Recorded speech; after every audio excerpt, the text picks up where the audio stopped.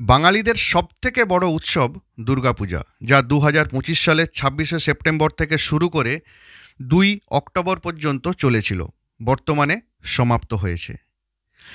পুজোর দিনগুলিতে আপনারা বিভিন্ন মণ্ডপে হয়তো ব্রাহ্মণদের মুখ থেকে একটি মন্ত্র শুনে থাকবেন, অং চং বং টং কং চং খং। তো এই মন্ত্র নিয়ে আমার একটি প্রশ্ন আছে। প্রশ্ন সবার লাস্টে থাকবে। প্রথমে আমাদেরকে জেনে নিতে হবে আদৌ এই মন্ত্র কি আছে। তাহলে চলে যেতে হবে শ্রী শ্রী চণ্ডীর পাতাতে। এটা হচ্ছে শ্রী শ্রী চণ্ডী, গোরক্ষপুর গীতা প্রেস থেকে প্রকাশিত। এখানে সূচিপত্র খুললে 10 নম্বরে একটি অধ্যায় আছে, যার নাম হচ্ছে সিদ্ধ কুঞ্জিকা স্তোত্র, 248 পেজ। 248 পেজ খোলার পরে ওই অধ্যায়ের 250 নম্বর পেজে, মানে 250 নম্বর পেজে 8 নম্বরে একটি শ্লোক আছে। কি?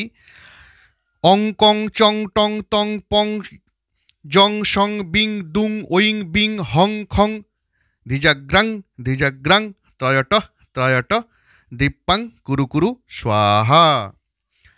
পাং পিং পুং পার্বতী পূর্ণা খাং খিং খুং খেচরি তথা শং সিং সুং সপ্তশোতি দেব্যা মন্ত্রসিদ্ধিং কুরুম্ব মে। তো আমার প্রশ্ন হচ্ছে, এই অং কং বং চং টং কং এটার মানে কি? কোনো সংস্কৃতের ডিকশনারিতে আমি পাইনি।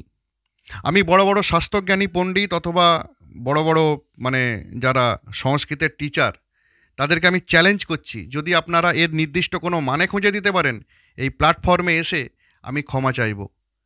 আমি যেটুকু জানি এগুলোর কোনো নির্দিষ্ট মানে নেই।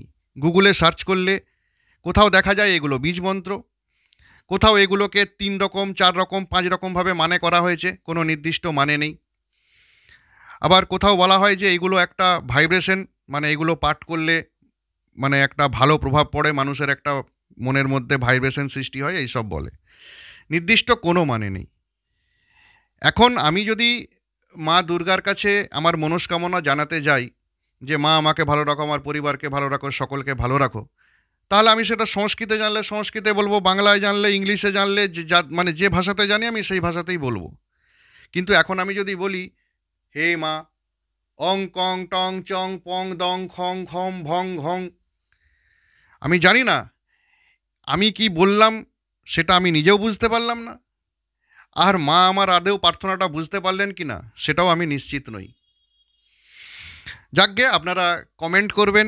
ভিডিও শেষ করছি। জয় ভারত।